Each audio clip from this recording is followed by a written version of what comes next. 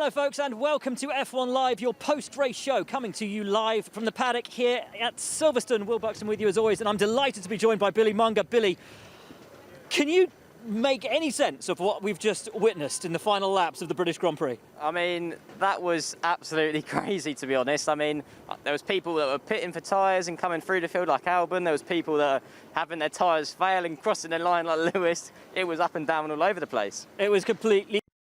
Hamilton, Valtteri Bottas looked to be cruising to an easy 1-2 for Mercedes, but then a spate of front left tyre delaminations left Valtteri Bottas incredibly out of the points.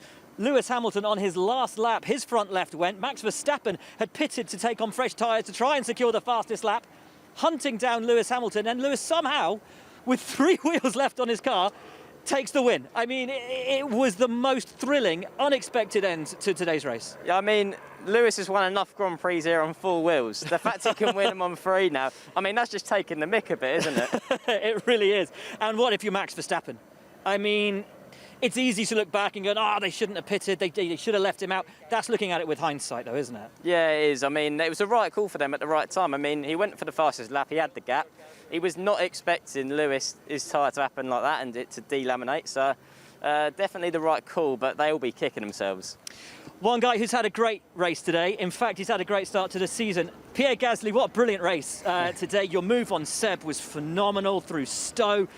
But to get as many points as you have, to finish as high up the order as you did, P7 on the board today. Congratulations, man. Thanks. Honestly, it was it was amazing. Probably one of my best races. I love the racing part with Seb and Lance, and there were some tight battles. Wasn't easy because I struggled to really get close to them.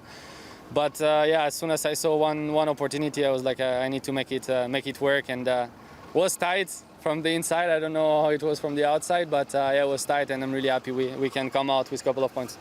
Now, what does this say about you, about the car, about the team, everything you've achieved over these opening races? Because you've been so competitive, and I think, you know, you've been kind of quietly just always there and so impressive in these early rounds. No, I must say we are quiet, but we try to maximize our chances every weekend. And yeah, I mean, Budapest wasn't an easy one for us with quite a lot of troubles, but the pace was there in quali.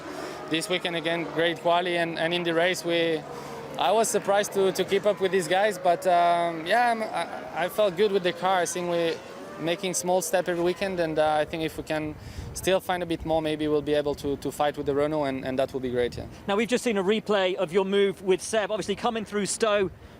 You got forced a little bit wide by Sebastian, but you had the inside line coming down into Vale for Club. The stewards did take a look at it and said there was no need to actually take a look at it because obviously it was great. I would have been pissed off if they would have penalized me for that one, because you know you really try hard to make it work. So I must say Seb didn't leave a lot of space, but I knew that, and that's what you would expect as well from a four-time world champion. And yeah, I knew that was my chance to pass him. Otherwise, will be difficult. So yeah, it was hard, but I think it was a nice one. Yeah. Great job, man. Thanks. Thanks for coming on. We really appreciate it.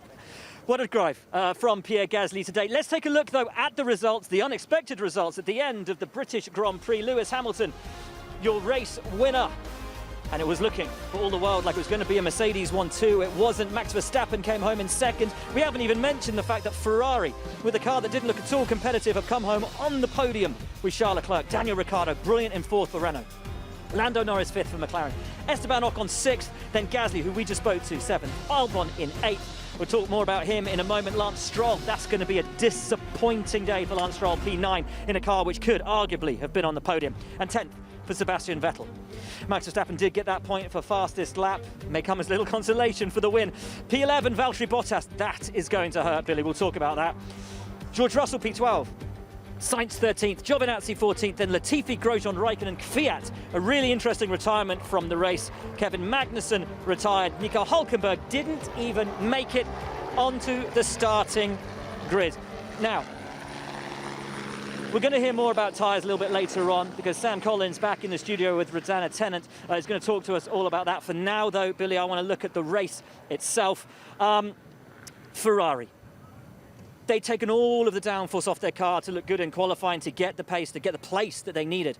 In the race today, we expected them to struggle. And while Vettel did struggle, Leclerc somehow hung on to fourth and was there really when it mattered to take the podium at the end. Yeah, he did the job that he needed to do. He held on to his position, and I think with the front three sort of cantering off into the distance, it actually allowed him to sort of manage his tyres, control his pace to his level with the car and stuff.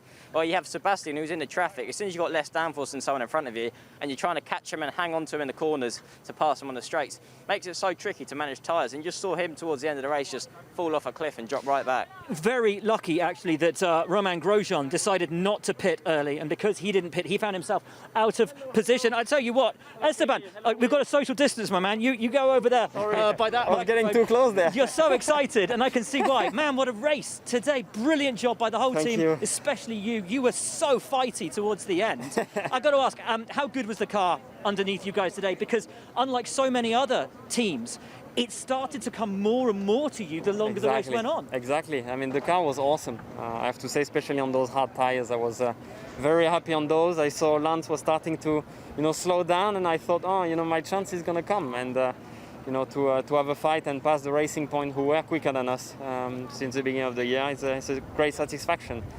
There's been a lot of work that went through last week. We're not happy with how Budapest went. We've turned that around today.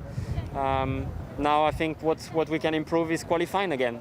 If we do that, the car is great on the race. You had a great fight with your good friend Lance Stroll.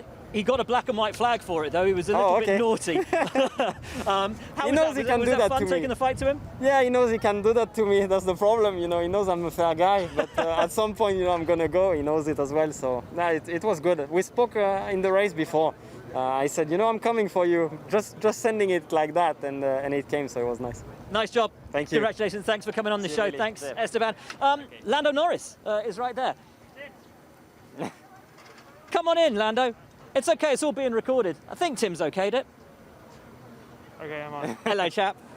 What a crazy end to a Grand Prix, but great points for you. Oh yeah, I mean, should have been better. Not a lot. I'm not disappointed. It was just a very tough race, tougher than what we were really hoping for. Mainly because of the Renault's pace. The Renault took a decent step forward today, which was a little bit of a surprise from our side. But I'm P5. If I was P5 last year, it would have been my best result. So I'm not complaining. But we're at the point now where we should have done a little bit better, and that's what we need to do next week. How hard was it hanging on to those tyres throughout the race? Because towards the end, everybody seemingly struggling. Was it just general wear of that front left, or was there something out there that... Silverstone and the front left are not friends. In any category, Silverstone and the front left tyre are not friends. So, we knew, especially because of the safety car and taking the pit stop then it was a long old stint on the hard tyre, even though it was a hard tyre. And it was tough, and I think it showed towards the end how much force and wear and energy goes into that front left, and it couldn't take anymore, and obviously let go on a few cars, so it was unlucky, especially from Carlos' side. He drove a good race. We're on for some good points as a team. Would have been a very good day for us, but things turned slightly negative for him, and a bit unfortunate. We get to do it all again in a week, and this time with softer tyres. We'll see about that. Thanks, Lando. We'll see. Cheers. Good job, man. Thank you so much. And we're going to talk to your teammates now, Carlos. Oh, man. It was looking so great. It was looking so great. Yeah. I cannot say much more than that. It was looking so great, but unfortunately it didn't happen. It looks like luck is not with us in these first 4 races of the year. We have been very close to scoring very strong results, but doesn't matter if it's a pit stop or a puncture, we just didn't close in on the results. And from the driver's perspective, when you get so many consecutive bad luck races, it's obviously very frustrating, especially today. Those 12 points would have tasted really, really well. It's a lot of points, 12 points nowadays. Did you have any warning, or did it just let go? It's a very long stint, so you always manage the tires a lot at the beginning. Then as soon as I saw Daniel getting past Lando, I started picking up the pace, forcing a bit more the front left, through a high speed. But you never expect a puncture. It happened so immediately. A bit of vibrations from the graining, from the blistering a bit, but nothing that you never expect that kind of thing to happen, especially 1.5 laps to the end. No? So, cannot say much more. Unfortunate, but it's Formula One sometimes. Your luck will turn. Thank you. Confident of that. Thank you, Carlos, for coming on. Interesting what the guys have said. Billy, you know what it's like to race here at Silverstone. the amount of wear on that front left, is that a perennial problem? Yeah, it happens in all the categories. I mean, this circuit is just such high speed, high commitment, especially Maggots and Beckett's. You are really putting so much load through the tyres and the car that you don't expect, like Carlos said, to actually have a serious puncture, especially that close to the end of the race. You're never really expecting that, but in general, the wear is high here. The one question, you and I were talking about it before we came on air, Kimi Raikkonen lost part of his front wing a couple of laps ago, about 5 or 6 laps ago until the end of the race, and that was left front. Now, in years gone by, we've had tyre issues here at Silverstone, and Pirelli were talking about cuts appearing from debris that had been left in the curbs.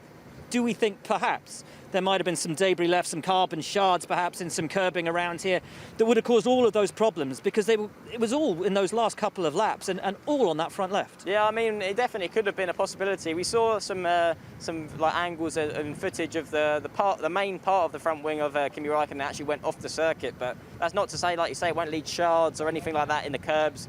And if you catch any sort of debris, like I say, when you're putting that much load for a tyre, it doesn't take a lot.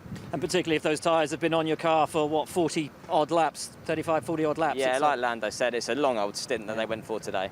Really is. Now, one driver who didn't make it to the end of the race and had quite an early retirement, not exactly sure what happened, whether he just lost it of his own accord or whether he had a puncture early on in the race. It was Daniil Kvyat. It was a big hit in that AlphaTauri car. We can hear from him now.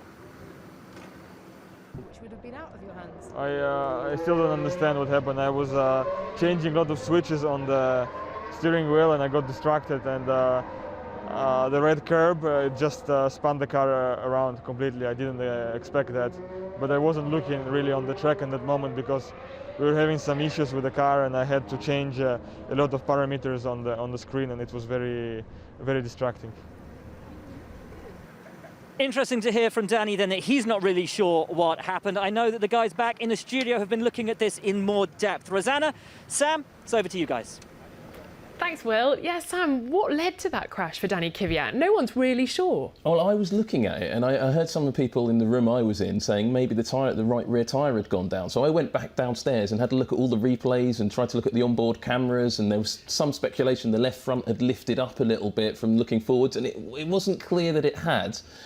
But on the long shot, you can just see a little bit of something flying off the car just before the white car turns in, and you can see it really quite clearly as he comes in.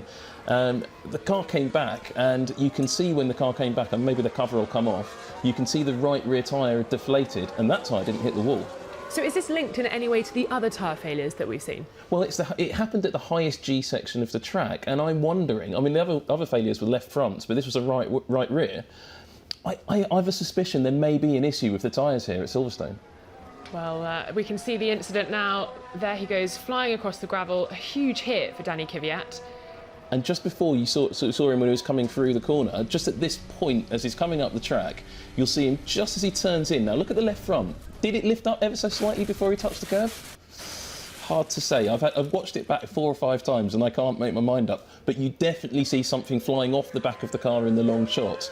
But it's very, very small and hard to see. I think that's something that they'll put up on the social media channels later tonight or tomorrow when we've had a bit of a closer look. Well, we have to look at it over and over and over again. And there we go, Daniil Kvyat not very happy with our cameraman, our F1 cameraman, out on the track, getting all the up close and personal shots. But yeah, Danny didn't want to be filmed, did he? No, I think he thought he felt that he made a mistake, and I don't think he did. And we heard him. Yes, he was apologetic, wasn't he, on the radio? Exactly, yeah. And we heard in the interview he wasn't sure why he went off, and I don't think it was his fault actually. So maybe the AlphaTauri engineers need to have a look at that data and get back to him, because they'll see that in the tyre pressure monitoring system if it drops off suddenly before he turns in. Yeah, important for him to go back and have a chat and make sure that he doesn't feel it's all his fault. Well, Will, there you go. That's the Daniil Kvyat incident.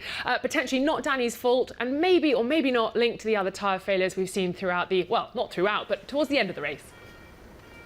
Yeah, it's fascinating. Billy and I were just watching those replays back as well. It does look like that rear right was flat by the time he left the track. Yeah, I mean, when I was watching it live, I thought there's no way on a corner like that you're easy flat. It's not really a corner that a driver can make an error, especially with the amount of downforce a Formula 1 car has. So for me, that looked like some sort of, like you say, issue on the tyres. The front's obviously, like you say, slight lift there, so probably a rear puncture or something like that. But yeah, for me, that's not driver error. Very, very strange. Right. With some red bedecked people behind us, I think it's probably time that we spoke about Ferrari. They weren't expected to shine today. Charles Leclerc, I think, has exceeded all expectations. Sebastian Vettel, though, has not had a great day. He was passed by Pierre Gasly. He was languishing always towards the bottom of the top 10. Just about finished 10th today. Yeah, I mean, when your teammate gets on a podium and you're struggling to get points, that for a full-time world champion as well, I mean, that is just, it's quite mind-boggling. And I mean, we know the situation with Seb and how he's not driving for a Ferrari next year. It almost feels like he's kind of lost a little bit of that desire and motivation to really excel. Well, let's hear from him now. P10 for Sebastian Vettel, but with his teammate on the podium, not a day that he would have wanted. The result was very poor, but you know, the car was very difficult to drive. I struggled a lot to find my confidence, and I don't know why. So we need to have a good look. But certainly, you know, if I struggle for so many laps in the race, and it was the beginning till the end, then yeah, there's something that probably doesn't stack up. So yeah. You know, you don't. I mean, it was not a very stressful race. I just didn't have a chance. People around me were faster than me. I got overtaken. It was very difficult to manage myself to stay on track. So, you know, physically it was not a tough race at all because I could never attack. The car didn't allow me to, you know, to do what I like. So now we need to have a look why, and obviously we have the next weekend so we can try and do better. That is a driver who, as he himself said, he's got no confidence in the car. When you lose confidence in the car, do you then start to lose confidence in yourself? Yeah, exactly. And I mean, the fact that, like we're describing Sebastian Vettel and low on confidence, is just a sentence you never really expect to say, but it just generally looks and feels like he doesn't trust what's underneath him. And obviously that car, compared to the cars he's driven in previous years, is so much slower. It's probably a bit of a surprise to him. He's never driven a car for a while that's that uncompetitive. Yeah, and as he said, he didn't have the car underneath him today to fight with anybody around him, and yet that guy over there has taken that car and beaten all those cars that Seb couldn't take the fight to today. Yeah, Charles this weekend in general, I mean, we saw Seb have a lot of problems in free practice with he was like looking at the pedals and complaining to his engineers, and over the course of that weekend the momentum seems to completely have gone for Charles. He didn't seem to have many issues. He's obviously got the car in a sweet spot and made it work for him. Well, for Charles to make it through to Q3 on the medium tyre was astonishing in and of itself. Just a brilliant performance from him. One guy who also has had, I think, a brilliant performance this weekend but didn't even see the lights go out, Nico Hulkenberg. On Thursday morning, he was having breakfast at home. He was due to be commentating this weekend. And then he gets a call from Otmar Safnauer at Racing Point. Hello, Cham, can you come back to the team, please? We want you to come and drive in place of Sergio Perez. And while our thoughts obviously are with Sergio and we wish him well and hope he gets better soon, Nico did a great job this weekend to jump into a car that he didn't know, with a team that he obviously did know but hasn't been with for quite a number of years. Yeah, I mean, this circuit is not easy for any driver. When you're out of the car for 8 months, you've never driven a car. Like you said, it's probably the best F1 car he's driven in terms of the actual potential of the car itself. So, and definitely the fastest. Yeah, it's definitely the fastest as well. It was a great chance for him to even be in the sort of podium contention. Like you say, I think Stroll had a disappointing day today because he should have really been looking towards that sort of Charles Leclerc area and nicking that podium when all the things kicked off. But wasn't his day. It wasn't his day. He didn't even make it to the start of the race. It did not start for Nico Hulkenberg. Hugely disappointing. Let's hear from him, though, on a very upsetting day. But obviously, yeah, kind of disappointing, and for me and for the team. Obviously, they tried everything, but some sort of power unit issue. We didn't manage to start the car and get out there, which is obviously, yeah, disappointing and a problem. They're looking into why. We don't know yet. I'm just saying, well done to Charles Leclerc. Actually, you're standing over there. Come on, come and have a word with us. 1 minute. Okay, 1 minute. 1 minute. Oh, great job. Today. Thank you very much. Phenomenal. That looks like I'm going to sing. You were always racy, always in with a shot, and then bang, at the end, a podium. Yeah, well, very happy, even though I'm obviously, I've seen how lucky we've got to get the podium, but apart from that, I'm very happy, even with the fourth position.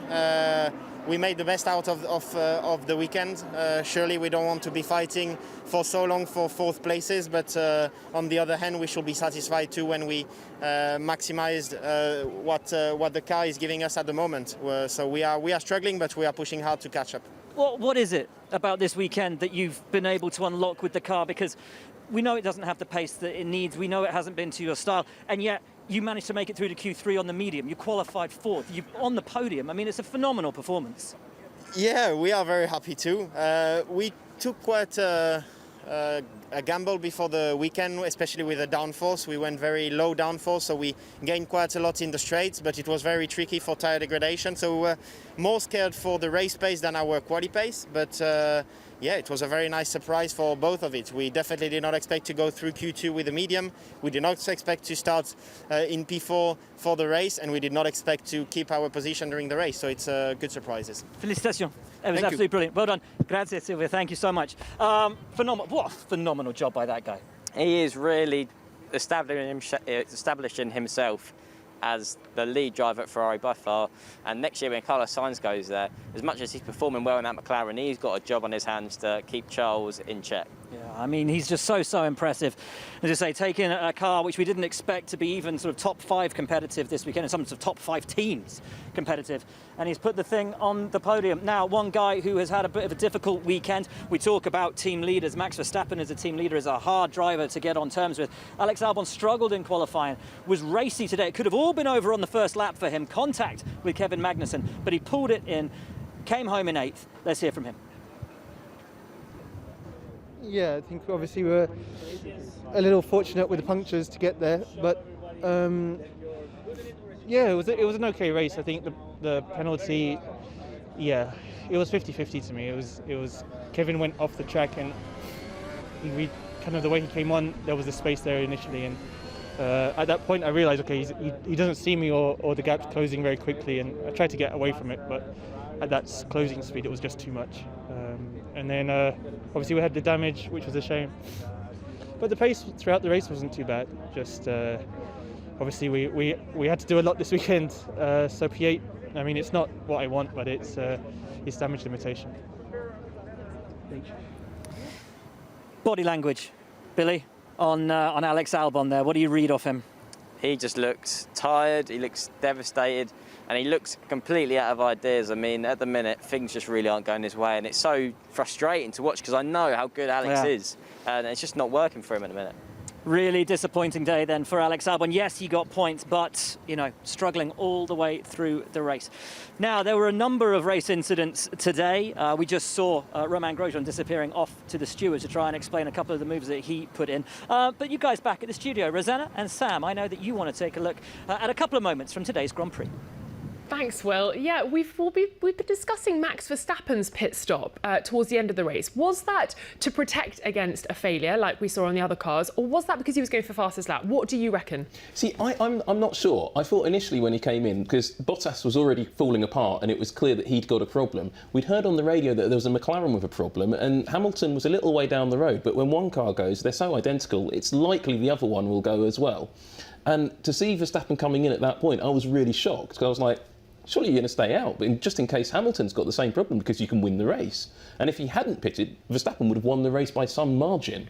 Instead, we had that fantastic final lap, which actually was more exciting, wasn't it? But did they stop to get that fastest lap? I'm not sure, because if they did, it was a terrible, terrible strategic mistake. Yes, ordinarily it would have been the right thing to do, but yes, as we know, with all these tyre failures, not the right thing to be doing.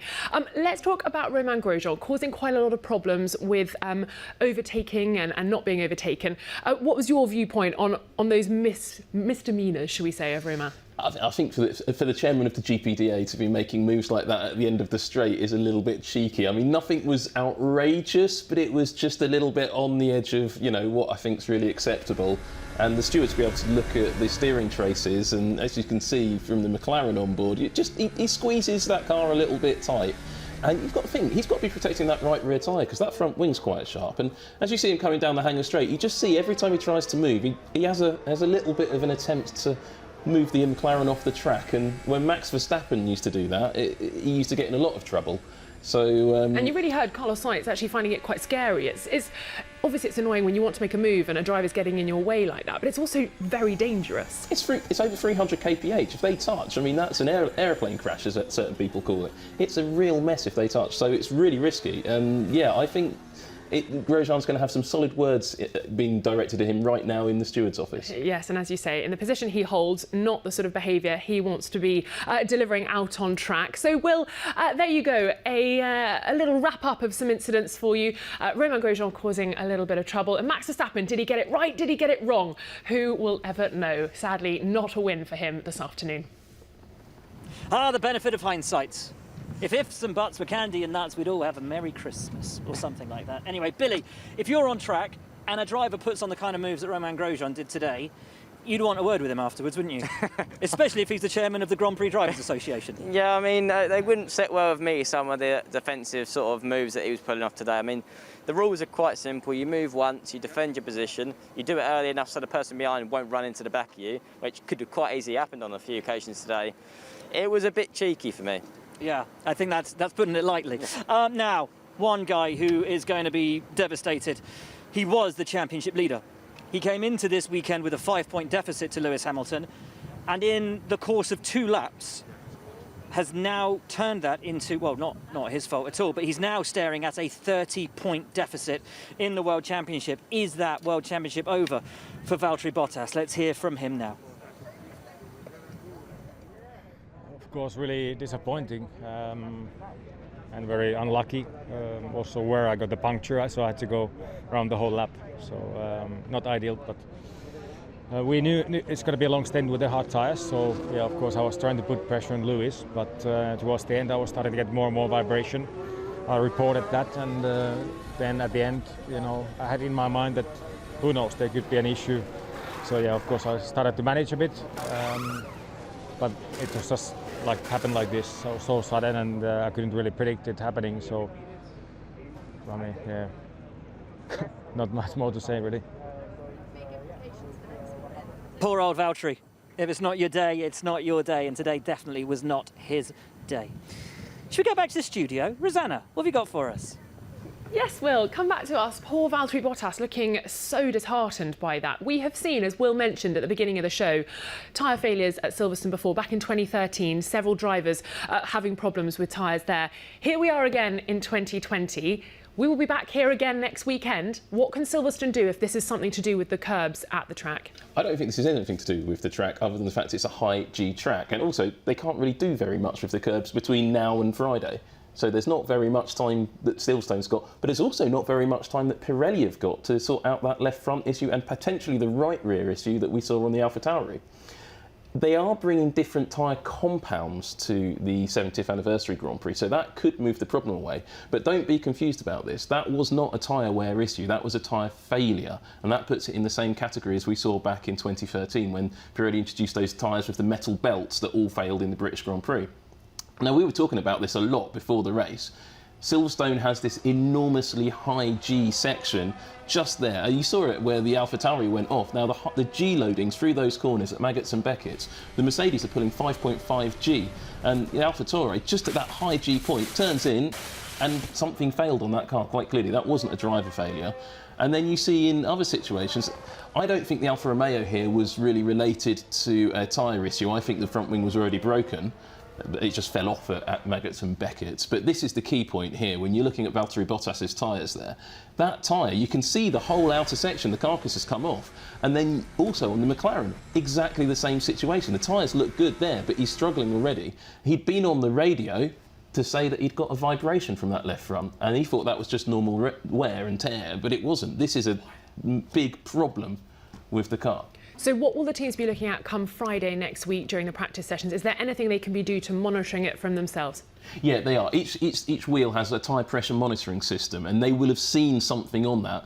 If it was a catastrophic failure, which it looks like, it will be, you know, we've got pressure, we've got no pressure. That will confirm that it's a Pirelli problem, and they will be very much talking to Mario Isola and his team right now, saying, what on earth is going on? We don't want a repeat of 2013. It could be that Pirelli could change some of the prescriptions on the tyre. Can they change the front camber? Could they change the inflation pressures? I think there's going to be a lot of talk about that tonight, and we might see some interesting documents appearing on Wednesday or Thursday. Thanks very much, Sam. Great insight. Will, your challenge is to go and find Mario Isola. That's all from the studio. I don't think we're going to find Mario. I've got to be honest with you. I think he's going to be in hiding for a couple of hours, or certainly in debriefs. Billy and I, again, we were talking during that, watching that Alfa Romeo go off where it did and the wing break, and then the fact that all of those left front issues occurred at exactly that part of the track where Kimi had gone off, where he'd broken that wing. 2013, we were speaking about it, they found cuts in the tyres. Probably going to have to go and take a look at all of these tyres, see if those delaminations were caused by a cut, and if it was, get down to maggots and Beckett's and see if there's any carbon fibre particles caught in that curbing. Yeah, they need to. I mean, especially the fact we're here next week and we've got softer tyres. You can't see that sort of thing at this level happening again. So they need to address it. They need to diagnose the problem, find out what's wrong with it, and keep these drivers safe. Because, I mean, at some points of the track, if that happens again, that could be serious accidents we're talking about. I mean, if it was one, OK, the fact that it was a number of incidents, all exactly the same, all from the same place, you've got to say there's consistency with that. Right, we've heard from the driver who finished in third place today, a very happy Charles Leclerc. Let's hear from the guy who finished second, Max Verstappen. Is he happy with a podium and the fastest lap, or is he gutted that he didn't stay out for the win? Well, I mean, could have, would have, should have. You know, in a way, Lewis got lucky, but also unlucky because he got a puncture. At the end of the day, they were way faster than us, so they deserved to win that race.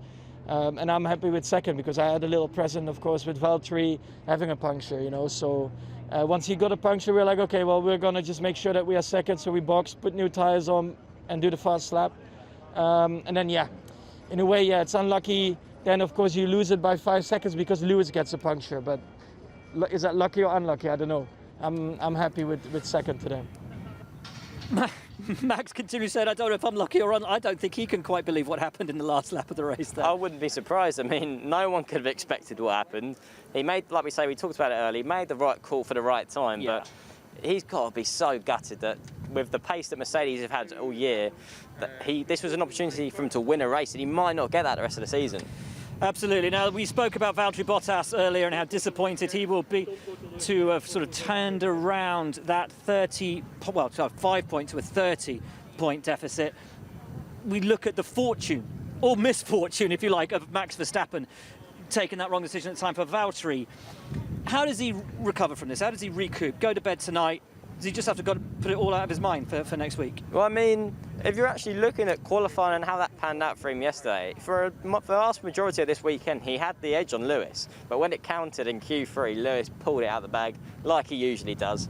And for Valtteri, he's going to need to start doing that week in, week out now. He really will. We are joined by Toto Wolff. Hey, Toto. Thanks for picking up. You look like Freddie Mercury. No, I mean, I don't know who was here before, but... You know race drivers. Racing drivers. True, yeah. So, where do we start? Do we start with Lewis and the incredible way that race ended, or do we talk about Valtteri and what was looking like a podium and now is a 30-point deficit in the Drivers' Championship? Yet again, a bittersweet weekend for us. You know, this has been somehow a pattern over the last 7 years or 8 years. That one is happy and the other one not. But today it was a bit cruel because Valtteri was in a solid second, not too much points lost to Lewis for the championship. Really good for us in the Constructor Championship. And the moment we got settled in the boring end of the race, cruise home with the 1 and 2, well, this drama happened. And then obviously when I realized that Valtteri was at the completely wrong end of the track with the failure, that was quite difficult to swallow. When Valtteri had the failure, was there any thought about bringing Lewis in at that point? We discussed it, but there was only 1 lap to go. So in hindsight, we should have brought him in. We had the gap to Verstappen, and the more rubber would have maybe protected us, even from debris, because we don't know the root cause. So yeah, that would have been the right call. We saw some wear on the tyres. Was there any warning that they were that critical, or do we suspect there may be some debris possibly out on track that was causing it? Because it all seemed to happen in the same place on the track and always with that left front. Yeah, I think the left front is the one that is most hammered and therefore more vulnerable also to debris. There were lots of carbon pieces on the track. After Raikkonen's off, we saw some part of the car, of the front wing on track, so we will never know. I guess Pirelli is going to analyze that. Absolutely. Toto, thanks for coming in. We really appreciate it. As you say, take the rough with the smooth. Exactly. And thank you. We'll see you next week. Cheers, Toto. Great to hear from Toto Wolff. Let's hear, though, from your race winner. Somehow, I mean, when your luck comes your way, it comes your way. Lewis Hamilton, a race winner on 3 wheels. Ultimately, it's your heart drops. Obviously, up until then, everything was feeling relatively fine. I heard of course, of Valtteri's tyre going, and for me, I looked after my tyres. I thought relatively well, and but I backed off. I was like, okay, I'm gonna back off a little bit, and not be pushing through the corners, particularly the right-handers, because it's the left-hand tyre. And coming to the last lap, everything seemed chill, relaxed, and then just down the straight, the tyre gate just deflated. Now, I'm really so grateful that it didn't happen through a high-speed corner, because imagine it's through Copse or something like that. It would have been a disaster. But it happened there, and for the moment, I just told the team, deflation, and then I nearly didn't make it through the next 2 corners, particularly turn 7. And rather than panicking, I was like, okay, how do I get this thing home? Funny, I only have like less than half a lap or whatever it is to get back. How can I get back? Am I going to lose this race? All these questions start going, and like, no, just keep going, keep up the power, keep up the speed. And as I try to accelerate, the tire starts to deflate more, and I'm thinking I'm going to lose the wing. Maybe the wing will go under the car. You have all these different scenarios that face you, and the thing doesn't want to turn right, obviously, because it's busted tire. So I don't know. I made some switch changes to lock all the diff, and just tried my hardest to get round without losing too much time. And I could hear him catching me. It was 30 seconds, 20 seconds, 19, 15, 10, 7, and I'm thinking, geez, this is one of the most horrible feelings, hearing someone catch you like that when you get overtaken just before the line or something. But thankfully, with everyone's support, we managed to bring it home. That is not the sound of joy. That is the sound of relief. I think pure relief. I mean, I'm not surprised. I mean, winning a race, especially your home Grand Prix, with the amount of pressure that Lewis puts on himself at a place like Silverstone, on 3 wheels. And unreal. Can you imagine what the grandstands would have sounded like today on those last 2 laps when Lewis got that the puncture, and then coming through that final corner to win? It would have been, I think, the biggest noise we've ever experienced for a Lewis Hamilton win here at Silverstone. This place would have erupted. I mean, it would have been ridiculous. I think anyone in the stands, whether they're supporting Lewis or not, would have been head in hands, gasping, cheering. It just would have been a special moment. Oh, we hope that everybody at home enjoyed it. Lewis Hamilton is your World Championship leader on 88 points. Valtteri Bottas now 58 points, 30 behind him. Then Verstappen on 52. Just 6 points now behind Valtteri Bottas. Then Lando Norris 4th on 36. Leclerc 5th on 33 points. Albon 6th. Then Perez, Stroll, Ricciardo and Carlos Sainz, the top 10 in the driver's standings. Constructors, Mercedes on 121 points. Red Bull on 55. McLaren on 41. Racing Point on 40. Ferrari still 5th in the constructors' standings. Jason's waving at the back, which means it's time for us to go, I'm afraid. Billy, thanks so much for coming on, mate. I know you've been here with Channel 4 all weekend. Been wonderful to see you guys at a race, and obviously at the British Grand Prix. What are you up to next? I mean, I'm just counting down the days now to the next Grand Prix that I'll be at, really. I mean, my racing this year has obviously been affected by COVID, so hopefully I'll be back for 2021. That's the plan. So, yeah, lots of things in the pipeline. Brilliant stuff, man. Been great to see you. Thank you for your insight, your input, as always. Absolutely phenomenal. From me and Billy, from Rosanna and from Sam Collins, we wish you a very warm goodbye, and we will see you in 1 week's time back here at Silverstone for the 70th anniversary Formula One Grand Prix. For now, though, from us, we'll see you next time.